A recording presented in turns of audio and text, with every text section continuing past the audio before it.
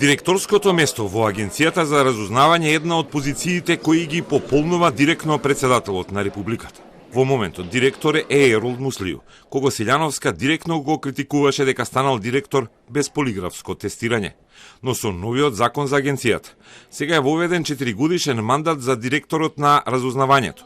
И тој мандат не е поврзан со председателскиот мандат и директно со новиот председател. Муслију, кој е долгогодишен оперативец и менаџер во агенцијата, лани во мај го почна новиот 4-годишен мандат, а за да биде сменет треба или да ги прекрши законите, или сам да замине. Силјановска тврди дека нема предлог за смена. Немам нов предлог, зошто бидејќи мислам дека нему од тоа што го видов, нему е истечен мандатот.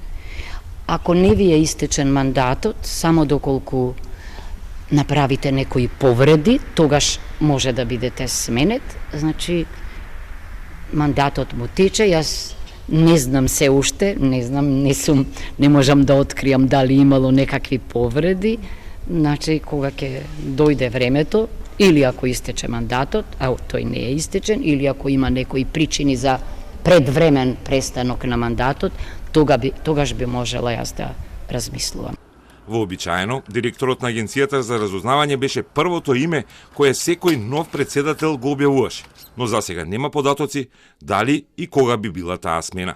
Новата председателка тврди: "Сакам да размислувам долго за решенијата, кои исто така се во нејзин ресор, како тројца членови на Националниот совет за безбедност и составот на Комисијата за помилување." Уште и кабинетот не е докомплетиран. Јас, како што се сеќавате, реков дека ми треба многу време да размислувам и за Советот за безбедност, тројцата луѓе, и за Комисијата за помилување.